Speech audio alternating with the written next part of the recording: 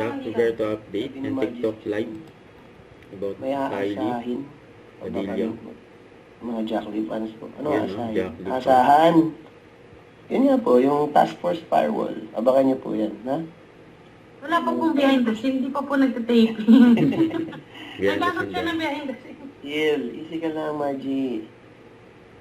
Sana si Mads ulit yung ano natin eh.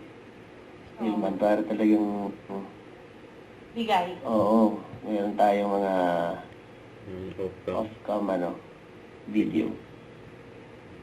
Na hindi namin inaasahan nandun pala siya. Ay, Okay. Yan, oh. Nahuhuli sila eh. Huwag kaya mag-alala. Nakabukas na, magdadala na ako ng 360 para huli lang. bawat galaw, no? Oo. Hindi, ano lang talaga kami. Ano mo yun? Parte yung, ang ano, ng character. Wow. Hindi siya syempre iba rin yung friendship niya ni Kay. Ang dami din ng work na napagsamahan. May mga times pag halimbawa, mabibigat eksena namin, tapos magkaaway kami sa scene. Di ba magkakabukod kami ng tent? So, may times na hindi kami nag-uusap or nagpapansinan muna for a time. Pero after na eksena, since na-deliver na namin yung emosyon na kailan, parang tulong na rin sa preparation namin sa eksena. Magkagalit kami. Hindi muna kami nagpapansinan, ganun. Para pagdating sa ano, pag nakita naman, magbablocking pa yun, etc.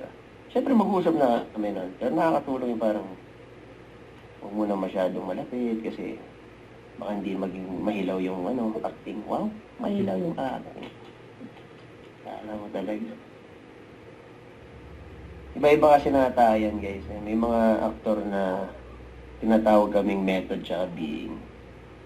Pag method ka, yun yung talagang pagdating mo pa lang sa ano, sa set, in character ka na. Ano, paano kung ano, bipolar 1 disorder? Doon pala pagdating pa lang na, ano hirap? Method yung gagamitin mo, ano? May naalala lang eksena niya nila kay alam ko parang medyo ano yun eh, away-away eksena. Tapos tawa kayo ng tawa. Oo nga eh. Sabi niya, wait lang, direct. Hindi niyo mapigilan yung tawa. May ganun sila. Yun natin yung hinahampas niya ako eh. Oo. Kasi totoo yung ano, totoo yung takot eh. Naku. Oo. Sabi ko, baka mamaya mahampas talaga ako. Masakit yun. Diba? Yung nagsabi mo, sabi ni Bri, pag nag-check out ba kami, magpapadala ka na kay Kylie ng bulaklak. Yun, oh. May nabasa ako kanina, sabi niya, ano, nabasa niyo ba yung post ni Kylie? Or interview yata yan? Tatanggapin niya naman daw yung mga nagpapadala ng bulaklak. Pero alam naman daw nung mga manliligaw niya na hindi pa siya ready. Oh, sige Bri, sagutin mo yon.